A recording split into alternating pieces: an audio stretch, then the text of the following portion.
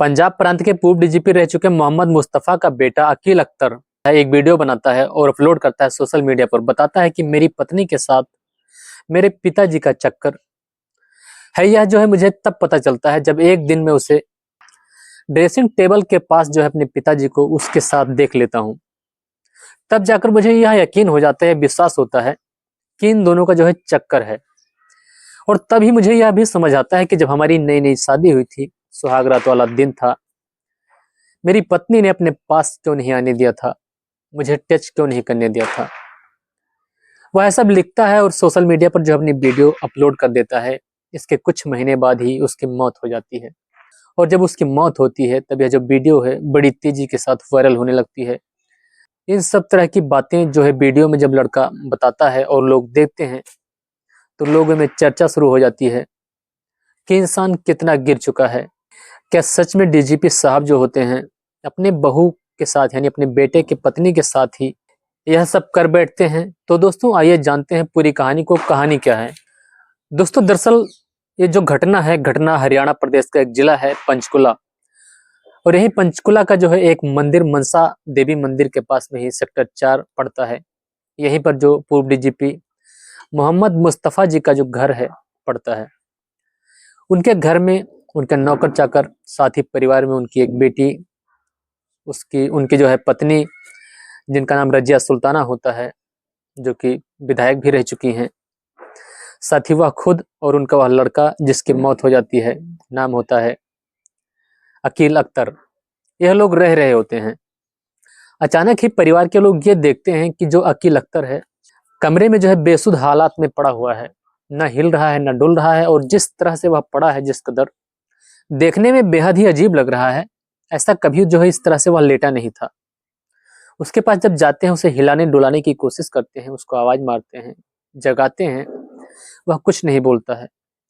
अब जल्दी जल्दी जो है उठाकर उसे पास के ही एक नागरिक हॉस्पिटल में पहुंचाते हैं। और जब उसे नागरिक हॉस्पिटल पहुंचाते हैं तो वहां के जो डॉक्टर्स होते हैं उसको देखना शुरू करते हैं, उसकी नब्ज वगैरह टटोलना शुरू करते हैं। और आखिरकार जो डॉक्टर होते हैं कहते हैं यह लड़का जो है आपके यहाँ आने से पहले ही इसकी मौत हो चुकी है। अब यह बात परिवार वालों को पता चलती है, साथ ही धीरे धीरे जो है पुलिस तक भी पहुंच जाती है। अब जब बात पुलिस को पता चलती है तो पुलिस भी पहुंच जाती है।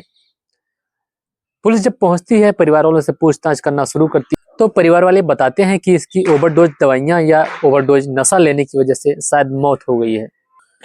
अब पुलिस जो है तुरंत ही जो लाश है, लाश को अपने कब्जे में लेती है और कब्जे में लेकर जो है उसे पोस्टमार्टम के लिए भेज देती है। और जैसे ही लाश वापस आती है पोस्टमार्टम होकर, तो उसको परिवार वालों को सौंप दिया जाता है। परिवार वाले जो हैं एक मैसेज जो है सेंड करने लग जाते हैं, लोगों के फोन पर जाने लगता है, जो उनके चहेते होते हैं, नजदीकी होते हैं, रिश्तेदार होते हैं, जिनको जो है उसकी शोक सभा में, अंतिम संस्कार में शामिल होना था। जब मैसेज पहुंचने लगता है तो उसमें यह लिखा होता है कि इसका जो अंतिम संस्कार है इसके पुराने घर यानी इसके जो दादा दादी के पुराने घर हैं जहां पर वह रह रहे थे पहले, उत्तर प्रदेश के जिला सहारनपुर का एक गांव है हरड़ा जेड़ी। इसी हरड़ा जेड़ी में जो है इसका अंतिम संस्कार होगा। वहीं पर जो है अंतिम संस्कार में शामिल होने वाले जो है पहुंचे। उधर जो है उसका अंतिम संस्कार किया जा रहा था, साथ ही एक वीडियो जो है बड़ी तेजी से वायरल हो रहा था। और यह वीडियो जो है उसी जो है जिस लड़के की मौत हो जाती है उसी ने अपलोड किया था मरने से पहले ही।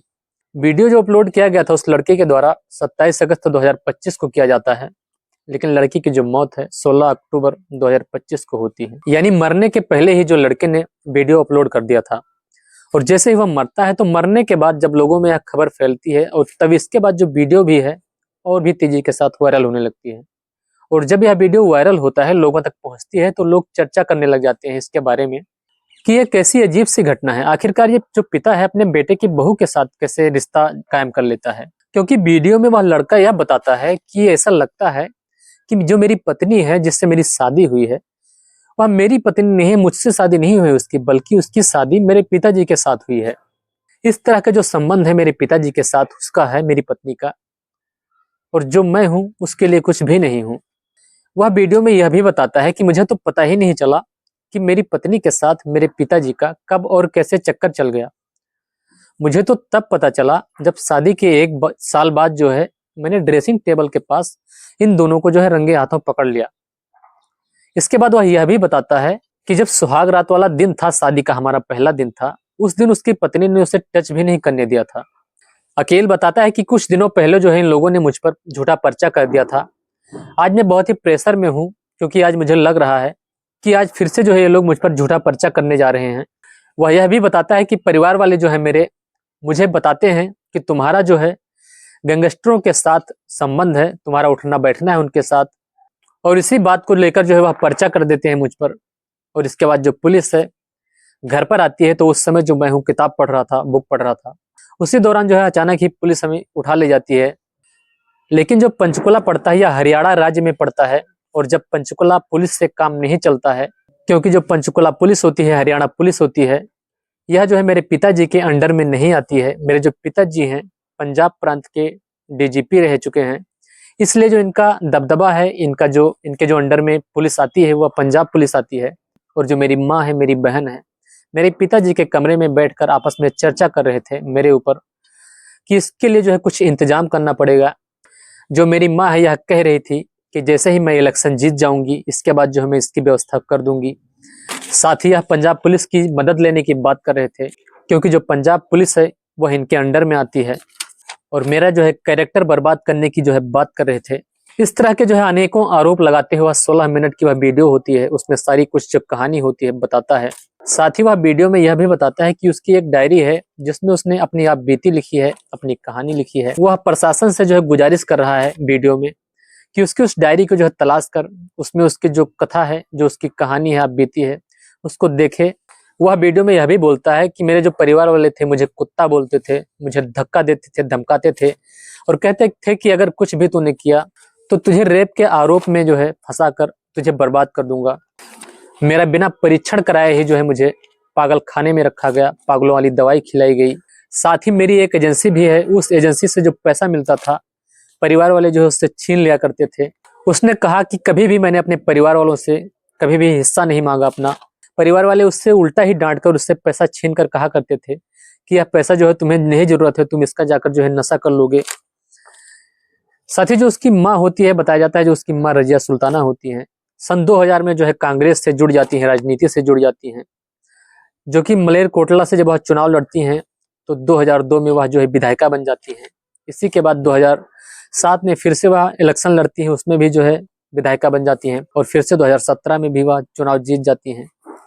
उसकी जो पत्नी है, पत्नी भी जो है पंजाब वक्फ बोर्ड की जो है चेयरमैन है। यानी कि उसको छोड़कर परिवार में जो भी लोग हैं बड़े बड़े ओहदे पर हैं, बड़ी बड़ी पोस्ट पर हैं।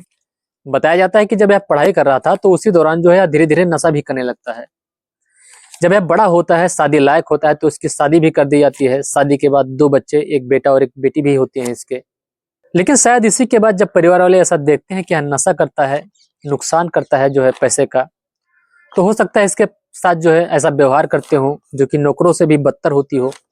यही जो बात है उसके मन में खटकती रहती हो, और यही सोच सोच कर वह घुट घुट कर जीता रहा हो, और आखिरकार में उसने ऐसा फैसला लिया हो, ऐसा कदम उठाया हो। तो दोस्तों, घटनाक्रम आपको कैसा लगा, इसके ऊपर आपके क्या विचार हैं, कमेंट में जरूर बताइएगा। साथ ही अगर आपने चैनल को सब्सक्राइब कर लिया है, आपका बहुत बहुत शुक्रिया। नहीं किया है तो आप चाहे तो कर सकते हैं। मैं भोलेनाथ फिर मिलता हूँ एक और नई और सच्ची घटना के साथ। तब तक के लिए जय हिंद, जय भारत।